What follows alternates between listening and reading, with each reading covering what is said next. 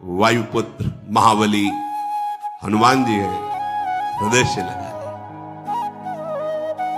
हनुमान जी को बार बार भीम स्पर्श करके प्रफुल्लित हो। महाभारत हर समय हनुमान जी के रोमांच होता रहता है, अश्रु प्रवाह होता रहता है,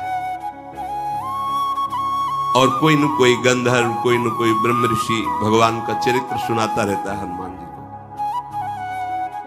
ऐसे महाभागवत अद्वितीय है।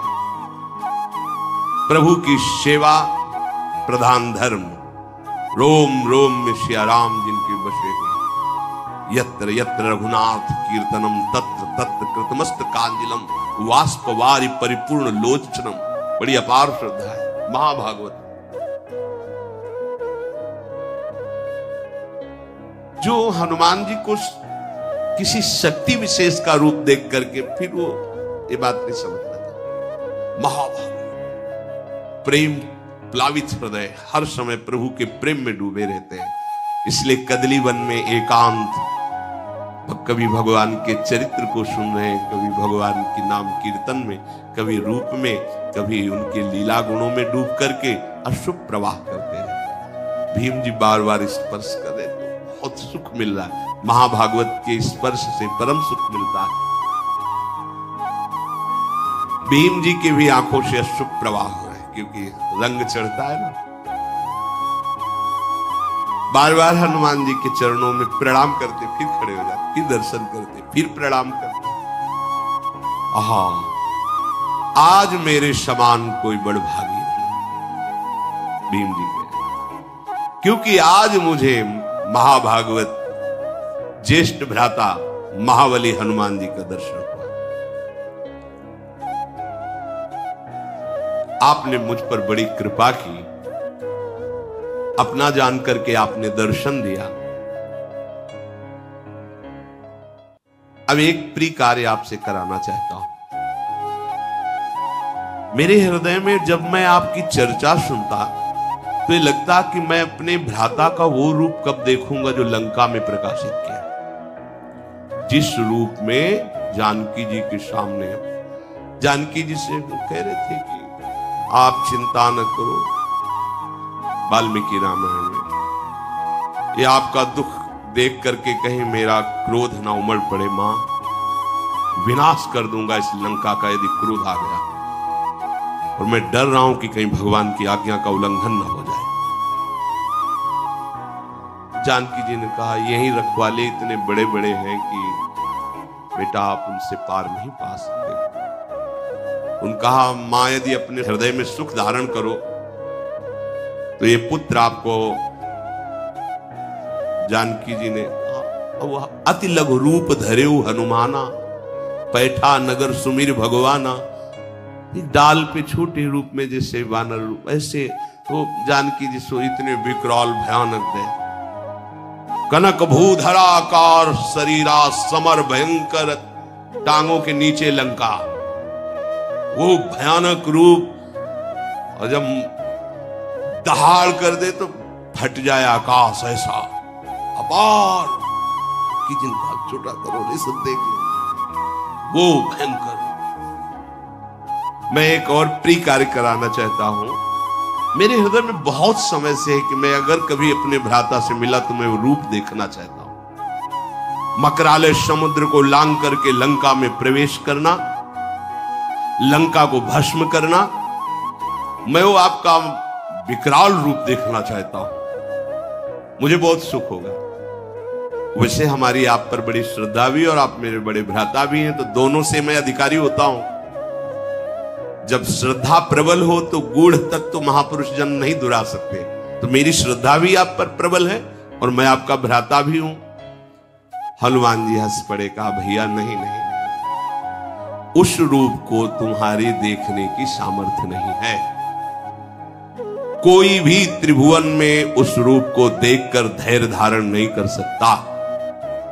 और फिर वो समय कुछ और था, अब समय कुछ और है, छोड़ो बात।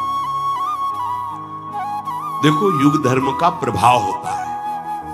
हनुमान जी महाराज ने कहा, वो त्रेता था, उस समय का प्रभाव कुछ अलग था। अब धीरे धीरे ये द्वापर का समापन होने जा रहा है, कलयुग आ रहा है, इसके प्रभाव से सब कुछ नष्ट हो जाएगा। अब वो मेरे में सामर्थ्य कहां कि मैं रूप दिखा सकूं। तुम ऐसा जैसे वो कह रहे थे मैं बूढ़ा हो गया हूं, कैसे उठूं, ऐसे ही छुपाना चाहते हैं कि काहे को भयभीत हो जाएंगे अभी देख के।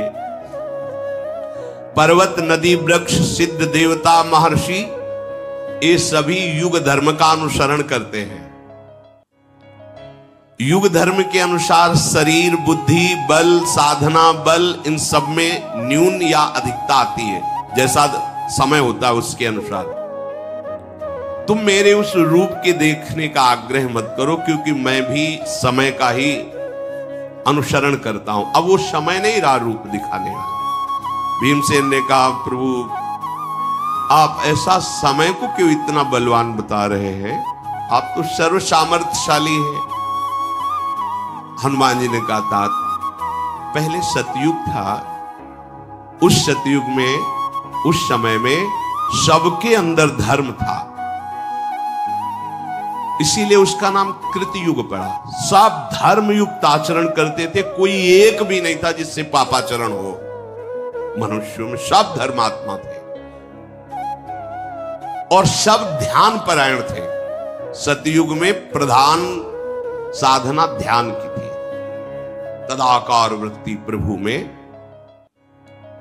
कृतम एव सर्व शुभम यस्मिन युगे कृतयुगे, जिसमें केवल शुभ ही शुभ धर्म में कर्म हो, उसका नाम कृतयुग मतलब सतयुग।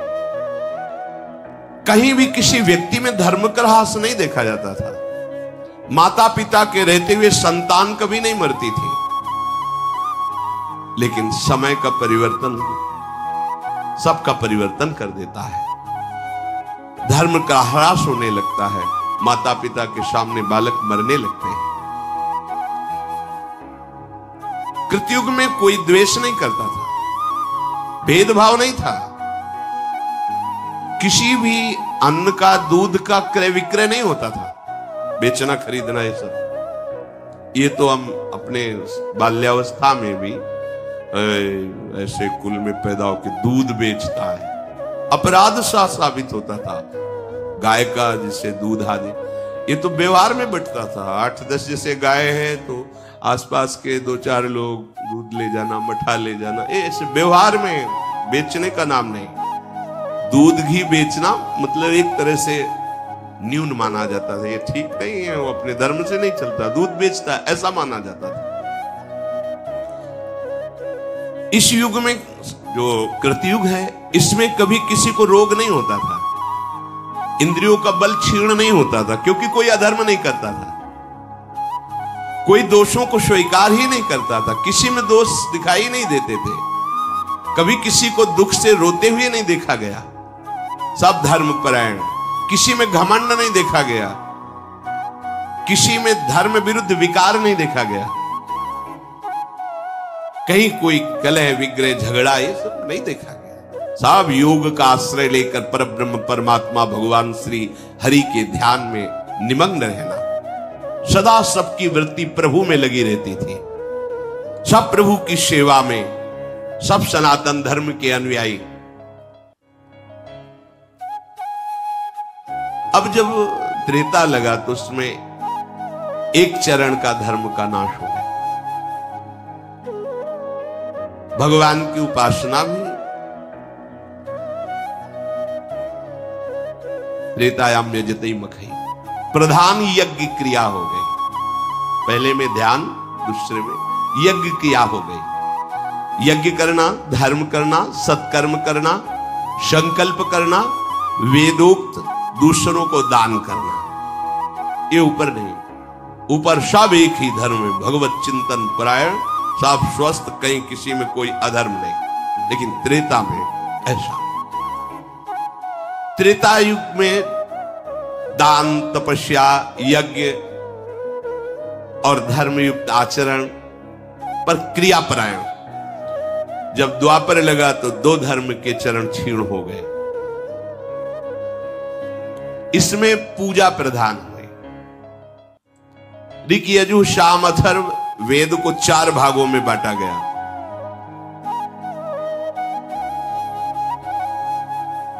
बुद्धि का, सात्विक बुद्धि का धीरे धीरे क्षय होने लगा, जो दिव्य निर्णय कमजोर होने लगा। सत्य से भ्रष्ट होने के कारण द्वापर में ही अनेक रोगों का प्रादुर्भाव हो गया। मन में विशुद्ध कामनाएं पैदा, जहां भागवतिक होती थी, ये आराधना, वहां भोग कामनाएं पैदा होने लगी। बहुत से दैवी और प्राकृतिक उपद्रव शुरू हो गए, रोग आदि शुरू, ये कृतयुग में नहीं थे। अब जो आगमन होगा अभी कुछ दिनों बाद, हनुमान जी कह रहे, क्योंकि भीम से बात करें, ये द्वापर का अंतिम चरण है।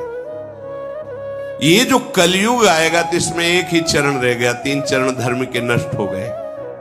इसमें प्रायः लोग तमोगुणी और रजोगुणी ही रहेंगे। भोग वासना की प्रधानता रहेगी, उपासना की नहीं। तभी तो कोई बिरले। वैदिक सदाचार लुप्त। व्याधि, आलस्य, प्रमाद, क्रोध, हिंसा, दोष, शारीरिक रोग, मानसिक रोग, भूख, प्यास, भय, उपद्रव, ये प्रधान गुण है कलयुग के, ये प्रधान गुण है।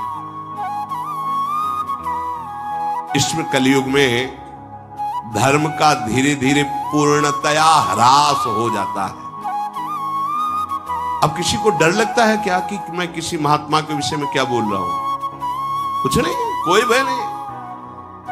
पैसा मिले, कुछ भी दिखाना पड़े, कुछ भी बोलना पड़े, किसी को भी, कोई भय नहीं। तुम्हारे सुकृत जब होगा तो देखा जाएगा, अभी तो मौज में है, अभी तो आ रहा है। बस हमें अपनी भूख मिटानी, अपनी वासना की पूर्ति करनी। उपासना का कोई लक्ष्य नहीं कि जब तक हमें सत्य वस्तु का बोध न हो जाए तब तक किसी पर निर्णय नहीं किया जा सकता। सामने होने पर भी बहुत काल तक हम उसका निरीक्षण परीक्षण करेंगे, यदि अधिकार मिला है, फिर उसके बाद सत्य पर पहुंचकर फिर उसके विषय में बोला।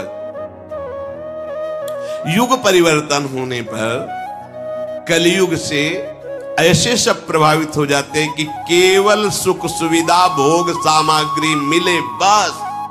वो कैसे मिले इससे कोई मतलब नहीं। क्या कर रहे हो, क्या धर्म है, क्या धर्म, इससे कोई मतलब नहीं। लोक क्षीण होने लगता है, प्रकृति उल्टा उसे दंड देने लगती है। आम की फसल जब आती थी तो अपने लोग बच्चे थे, झोला लेकर भाग जाते और 1-1 किलोमीटर तक आम के अलग अलग बगीचे होते थे, गांव के पूरे ऐसे बगीचे। 3 बजे उठ करके सुबह भाग के चले जाओ, 10-20 किलो आम फिर ही ले आओ। तो जैसे 4-5 बच्चे गए, अब रखवाले में बूढ़े दादा है, उनसे राम राम की, और आम बिनने आए होगे? नहीं, हम तो अपने बगीचे जा रहे हैं। 4-5, 2 उनको बातों में लगाए, 2 बिन लिए, फिर 2-4 भाग में कर लिए और भाग गए। मतलब स्वाभाविक। कहां वो बड़े बड़े वृक्ष, एक गाड़ी आम गिरे, ऐसे वृक्ष, बड़े बड़े वृक्ष कहां रह गए? जितने रसाल हैं, जितने रस वाले जो वृक्ष हैं, जो पूज्य वृक्ष हैं, वो अंतर्ध्यान हो, प्रकृति परिवर्तित होती है।